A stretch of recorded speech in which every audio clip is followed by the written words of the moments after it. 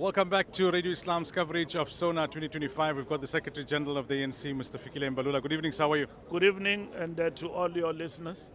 Was there something that you were particularly looking at in terms of your interest in what the President was going to say? Any particular area that you were interested in?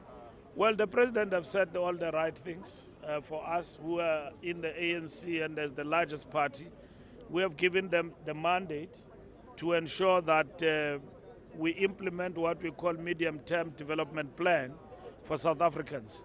And in terms of that plan, the main emphasis is focused on the economy and the creation of jobs. But at the same time, what then defines the kind of state that we want to build? We want a developmental state. We want a capable state that is able to do things for the people and intervene decisively. But what is most important is that South Africa should not be shaky when it comes to this terrorism we have been subjected to by the mad president of the United States, threatening nations, displacing people of Gaza, and the nation is looking at that, and nobody says anything. I mean, that is madness. Peace can only be guaranteed if the Palestinians are actually recognized as a nation and not to be displaced to Egypt and Jordan. What madness is that? I mean, this must be resisted by the global south, must be resisted by all peace-loving people.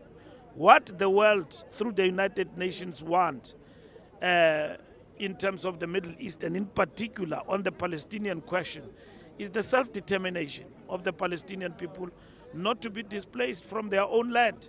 They can do what they want. What Trump says, it will look beautiful. They don't need him. They need to do it themselves. But for them to do that, they need guaranteed peace. And that Israel must back off. And then they can live on their own in developing their own nation and their own cultures and so on. They don't need a big brother in the form of the United States to do that. We are very much happy with the speech of the President, remaining principled on the Palestinian question and recommitting our nation to work side by side with others in solidarity for the freedom of the Palestinian people. Now, before the SONA, Kenneth Meshwe said that South Africa needs the US more than the US needs South Africa, and we should be careful about picking a fight. And Gayton McKenzie said that they are the givers, we are the takers, so they have a right to ask questions, and everyone has looted Africa, so we shouldn't hold their historic looting of our continent against them. Well, they are very much, half-baked politically. If they don't understand patriotism, that America takes a lot from Africa and us, and yet they want to dictate terms to us. The Minister of Minerals explained this point during the week, that they take minerals from us. And that is why, in terms of the creation of new industries, that is why we say that our raw materials must assist us for beneficiation, but at the same time to guarantee our own independence. So, and creating industries right inside the country, in that way creating jobs. So what Meshwe and Gayton need to learn is that patriotism is not negotiable by any standard. And South Africa is a peaceful nation, and it doesn't deserve to be bullied by the United States of America based on falsehood. That we are confiscating land and we're doing all of those things. If America want to engage with South Africa, let them put issues on the table. We don't have to be second-guess them, because we can see the issue here is ICJ. We have been punished for that, but at the same time we'll stand our ground.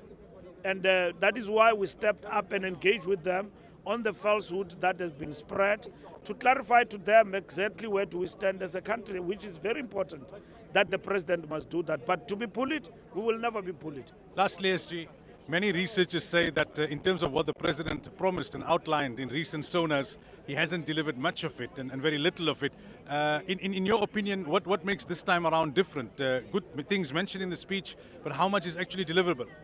This plan that the President presented, which is called a medium-term development plan, is the most practical plan. It is again incorrect for people to say it's a repetition. It's not a repetition.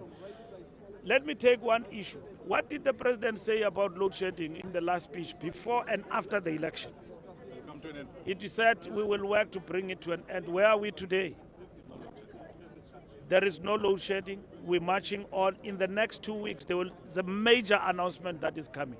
President comes here and say that water is a problem in our country. We are going to attend to it with the same agility we have attended to the load shedding matter, addressing the water crisis in our country.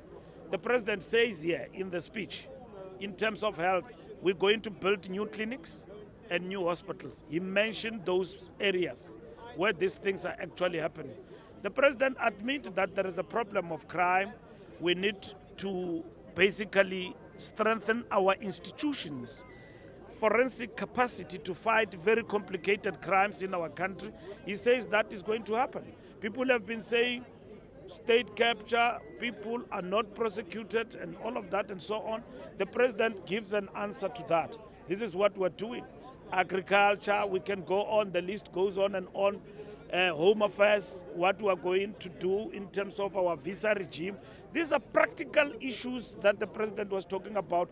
No frills, no rhetoric, just practical things that affect me and you.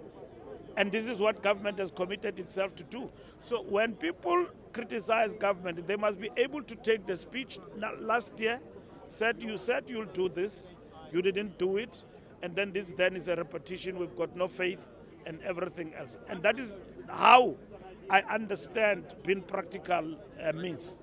I should thank you for your time. Thank you.